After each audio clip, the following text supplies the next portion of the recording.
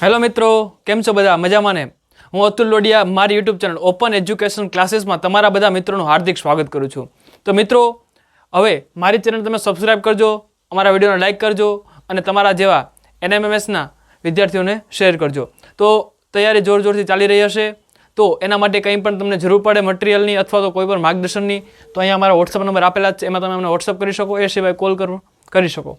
Okay મિત્રો, તો આપણે આજે વર્ગીકરણ ચેપ્ટર છે એનું બેઝિક જે પાર્ટ છે એનો લાસ્ટ વિડીયો છે, પછી આપણે ક્વેશ્ચન ઉપર જવાના છે.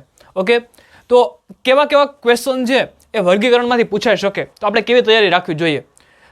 એક્ઝામ્પલ આપણે કરવાના જ છે. એક્ઝામ્પલ કરવાથી શું થવાનું છે, તો કે આપણે આઈડિયા આવે કે આવા ક્વેશ્ચન પૂછાશે, પણ આ જે છે એ મેઇન વસ્તુ છે કે આના પરથી જ ક્વેશ્ચન બની શકે.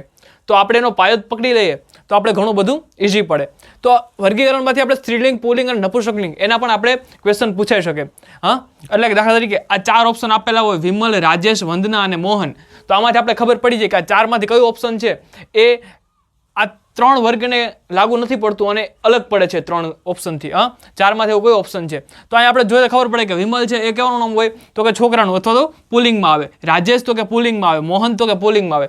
જ્યારે વંદના છે એ શું આવે, તો કે સ્ત્રીલિંગમાં આવે. તો અલગ પડે છે, અલગ પડે એને તારવું જે આપણું કામ છે, આપણો જવાબ છે તો ઓપ્શન સી છે. તમે ટીક કરો, એ આપણો આન્સર છે.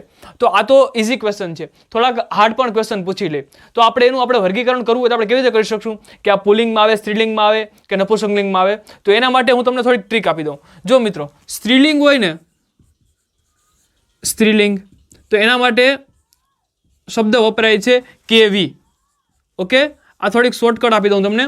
પછી પુલિંગ, પુલિંગ માટે શું વપરાય છે, તો કે કેવો.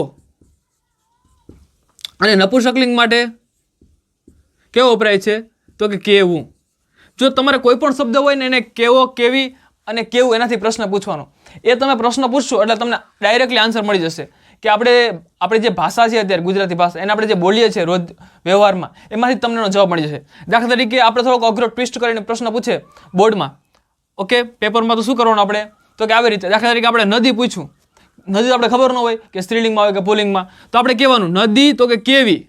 પ્રશ્ન પૂછ્યો તો સમજાણું નદી તો કે કેવી બોલાયણું. શું બોલાયણું? નદી કેવો ન બોલાય, નદી કેવી બોલાયણી.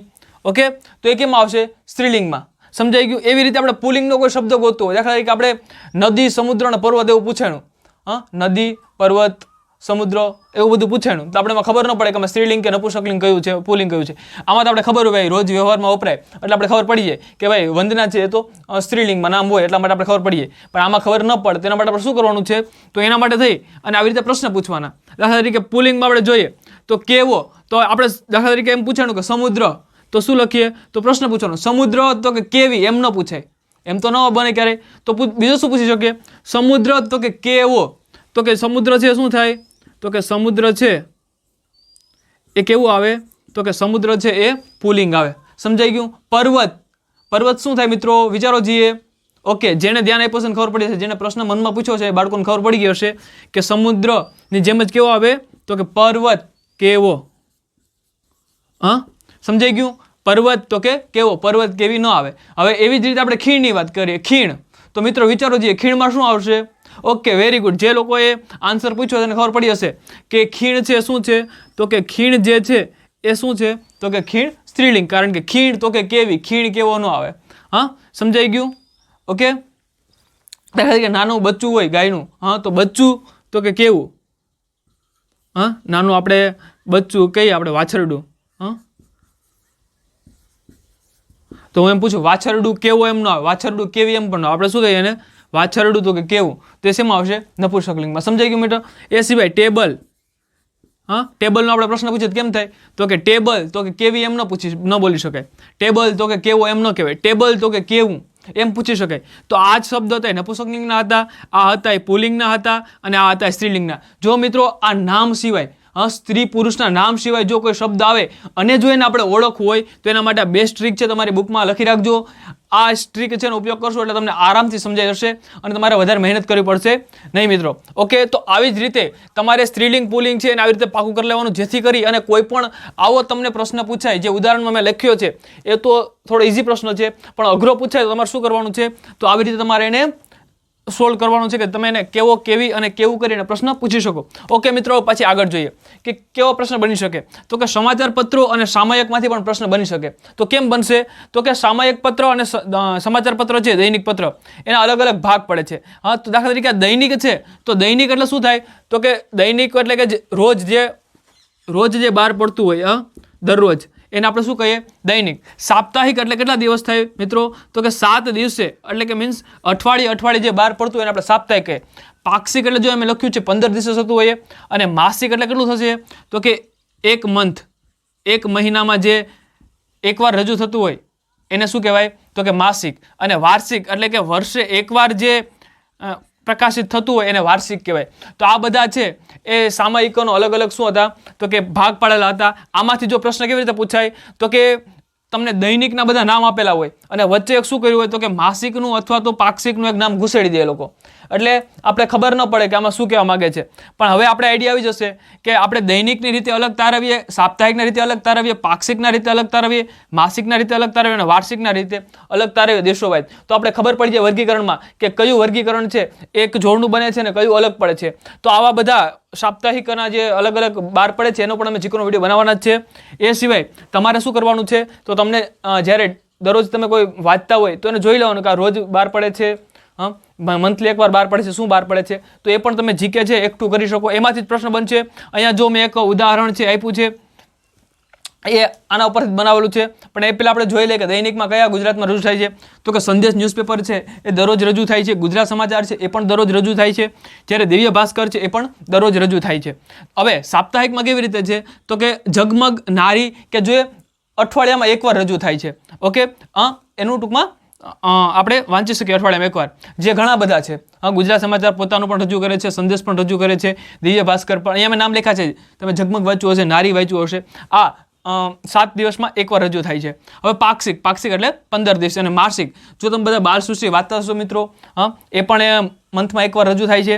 અને પરબ, જે આપણું ગુજરાતનું સૌથી જૂનું માસિક છે, એની અહીંયા વાત કરી છે. અને વાર્ષિક એટલે ગુજરાત સરકાર છે એ ઘણી બધી વસ્તુ છે એ શું કરતા હોય? વર્ષે રજૂ કરતા હોય. ઓકે, તો આવા જે વાર્ષિક કેલેન્ડર બધા રજૂ કરે છે, બજેટની જેમ હોય છે કે વર્ષે એક જ વાર રજૂ થતું હોય. તો આપણે વાત કરી બેઝિક. હવે એનાથી કયો પ્રશ્ન પૂછી શકે? આ બધું તમારે મિત્રો તૈયાર કરવાનું છે. આમાંથી જ પ્રશ્ન બનશે અને 100% આમાંથી પ્રશ્ન પૂછાય જ છે.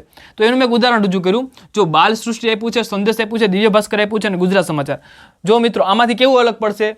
તમે વિચારો જે મિત્રો. Okay, very good. જે મિત્રોને ખબર પડી હશે કે ઉપરના જે છે કેવા છે, તો કે દૈનિકમાં બધા દૈનિકમાં આવશે 1, 2 અને 3.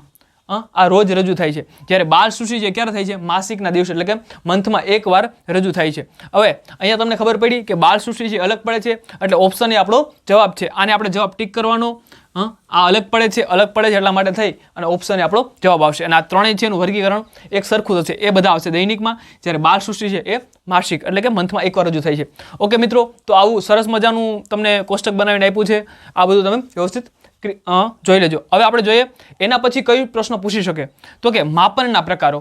જો મિત્રો બહુ મોસ્ટ આઈએમપી પોઈન્ટ છે. આપણે જેટલા પણ પદાર્થ છે, ઘન છે, પ્રવાહી છે, વાયુ છે, એ બધા પદાર્થ છે એને માપવા માટે કંઈક ને કંઈક સાધન વપરાય છે. ઓકે, જેમ કે પ્રવાહીને માપવું હોય તો આપણે લીટર અને મિલીલીટરમાં વાપરીએ છીએ. ઓકે, હવે અંતર એટલે કે આપણે કોઈ અંતર, શાળાએથી તમારા ઘરનું અંતર, અથવા ઘરેથી તમારી દુકાન અથવા તમારા ગામનું બસ સ્ટેન્ડ છે ત્યાંનું અંતર, અથવા તમારા ગામથી લઈ અને તમારા મામાનું ગામ છે એનું અંતર, અથવા તમારા ગામથી લઈ અને તાલુકાનું અંતર, જિલ્લાનું અંતર, આ બધું અંતર આપણે માપવું હોય, તો એના માટે થઈ અને આપણે અંતરના એકમ છે એ માપવા પડે. તો ઓકે, તો જેવી રીતે આપણે જોઈએ તો ઇંચમાં પણ મપાય, સેમીમાં મપાય, ફૂટમાં મપાય અને કિલોમીટરમાં મપાય.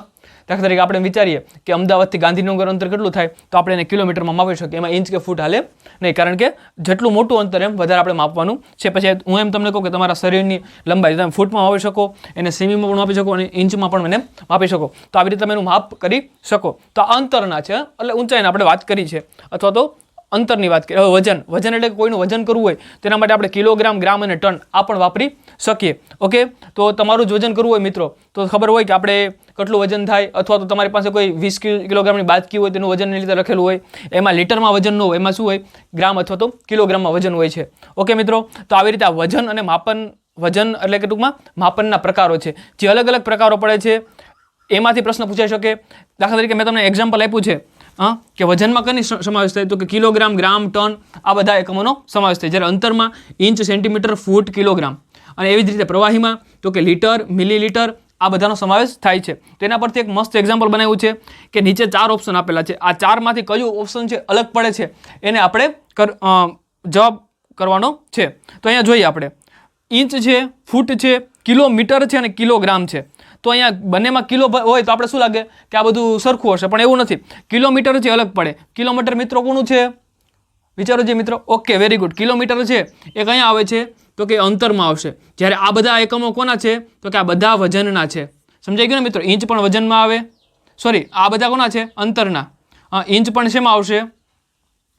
ઇંચ પણ શેમાં આવશે? તો કે અંતરમાં. ફૂટ પણ અંતરમાં. જ્યારે કિલોમીટર છે એ પણ શેમાં આવશે? અંતરમાં. અને જ્યારે આ જે ઓપ્શન ડી છે એ કિલોગ્રામ, એ શેમાં આવશે? વજનમાં. એટલે કે જે વજનમાં આવે છે ઓપ્શન એ અલગ પડ્યું છે. આ 3 ઓપ્શન છે, ઇંચ, ફૂટ અને કિલોગ્રામ, એ કિલોમીટર, એ 3 અંતર છે એના એકમ છે. જ્યારે ઇંચ છે આપણી સ્કેલમાં પણ આવતું હોય છે, તમને ખબર હશે. એવી જ રીતે ફૂટ એટલે કે આપણે જે માપપટ્ટી વાપરીએ છીએ એમાં પણ ફૂટ આવે છે. અને કિલોમીટર એટલે કે એ પણ અંતરમાં આવે છે. તો આ બધા એકમો છે અંતરના છે. જ્યારે કિલોગ્રામ એ કેના છે? તો કે વજનના. તો આ એકમ છે એ શું પડે છે? અલગ પડે છે. અલગ પડે આપણો જવાબ છે. એટલા માટે ઇંચ, ફૂટ અને કિલોગ્રામ છે, કિલોમીટર છે, એ બધા કેના છે? તો કે અંતરના એકમ છે. જ્યારે કિગ્રા છે એ વજનનો એકમ છે. તો આવી રીતે આપણે અલગ તારવો. જો તમને ખબર હશે કે કયો એકમ છે એ કઈ વસ્તુનો છે, તમને વધારે આઈડિયા આવશે. વજનના એકમ, અંતરના અને પ્રવાહીના આ એકમો બધા કમ્પ્લીટ કરી લેવાના. એમાંથી જ ઘણા બધા પ્રશ્નો પૂછાઈ શકે. તો હવે આના પરથી જ આપણે એક એક્ઝામ્પલ લઈએ. અહીંયા તો મેં મૂક્યું જ છે. હવે એક્ઝામમાં કેવી રીતે પૂછાઈ શકાય એ આપણે એક એક્ઝામ્પલ લઈએ. ઓકે મિત્રો. તો આપણે માપનના પ્રકારો છે અલગ અલગ જોઈએ. હા, જેમ કે વજન, અંતર અને પ્રવાહી આ બધું આપણે માપીએ છીએ. આ જે બધું આપણે માપીએ છીએ મિત્રો, એને કેવી રીતે જોવાનું હોય છે? તો કે આ બધું આપણે જે માપીએ છીએ એને આપણે વજનથી માપી શકીએ, અંતરથી માપી શકીએ અને પ્રવાહીથી. તો આ માપનના જે બધા પ્રકારો છે એને આપણે અલગ અલગ રીતે તારવવાના હોય છે. તો એ પણ તમારે એક પાકું કરી લેવાનું છે. કેવી રીતે? તો કે જો અહીંયા એક ઉદાહરણ આપ્યું છે. જો ગ્રામ છે, ઇંચ છે, કિલોગ્રામ છે અને ટન છે. તો આ તમે કેવી રીતે અલગ પાડી શકશો? જો તમને ખબર હશે કે આપણે કોઈ પણ વસ્તુનું વજન માપવું હોય તો એમાં આપણે કિલોગ્રામનો ઉપયોગ કરીએ, ગ્રામનો કરીએ, ટનનો કરીએ અને ક્વિન્ટલનો કરીએ. તો આ વસ્તુ છે એનું આખું એક વર્ગીકરણ થાય. ઓકે, એવી જ રીતે તમારે કોઈ વસ્તુનું અંતર માપવું હોય તો કિલોમીટર હોય, માઇલ પણ હોય, મીટર પણ હોય, ફૂટ હોય, ઇંચ હોય, સેન્ટીમીટર હોય, આ બધા છે એ અંતર માપવાના એકમો છે. એવી જ રીતે તમારે પ્રવાહીનું માપન કરવું હોય તો લીટર હોય, મિલીમીટર હોય, મિલીલીટર હોય, એવું બધું ઘણું બધું હોય છે, જેમ કે મિલીલીટર હોય. તો આ બધા છે માપનના પ્રકારો છે. તો આપણે પ્રશ્ન કેવી રીતે પૂછી શકે? તો કે તમને એક વજનનું આખું વર્ગીકરણ આપ્યું હોય અને તમને વચ્ચે એક શું કર્યું હોય? તો કે અંતરનું એક એકમ છે મૂકી દીધો હોય, અથવા તમને અંતરના બધા એકમ આપ્યા હોય અને વચ્ચે તમને એક પ્રવાહી માપવાનો એકમ મૂકી દીધો હોય. સમજાઈ ગયું? તો આવી રીતે તમને પ્રશ્ન પૂછી શકે. તો તમારે શું કરવાનું છે? જો તમને આ બધી વસ્તુ ક્લિયર હશે તો તમને ઉદાહરણ આપ્યું અહીંયા, તો તમે ગ્રામ છે, કિલોગ્રામ છે અને ટન છે, અને તમે અલગ તારી શકો. શું કામ? તમને ખબર હશે કે વજનમાં શું કરવામાં આવે છે? માપન કરવામાં આવે, એટલે કે વજનમાં ઉપયોગ થાય છે. જ્યારે ઇંચ છે એ કેવા માટે છે? તો કે અંતર માપવાનો એકમ છે. તો આવી રીતે બધા જ એકમો છે અલગ અલગ કે પાકા કરી લેવાના. પાઉન્ડ છે, ઘણું બધું છે. ઓકે, એનો અલગ વિડીયો બનાવવાના જ છે. પણ આ તો આપણે ચેપ્ટરના આપણે અંદર પ્રવેશ કરવો છે એની પ્રસ્તાવના આપી છે, એટલા માટે થઈ અને હું તમને આ કરાવું છું. તો મિત્રો આના પરથી જ એક અઢળક પ્રશ્ન બને છે. અને જે પ્રશ્ન બને છે જે પેપરમાં પણ પૂછાયેલા છે 2015, 16, 17, 18 બધામાં, એનું પણ અમે સોલ્યુશન કરશું. એ સિવાય અલગ અલગ કયા પ્રશ્ન પૂછી શકે IMP ટાઈપ, એનું પણ અમે એક અલગથી વિડીયો બનાવશું. તો અમારી વિડીયો સિરીઝને જોતા રહો, અમારી ચેનલને સબસ્ક્રાઈબ કરો અને આગળ વધતા રહો અને સ્કોલરશિપ પરીક્ષા પાસ કરો. ઓકે મિત્રો, બાય બાય.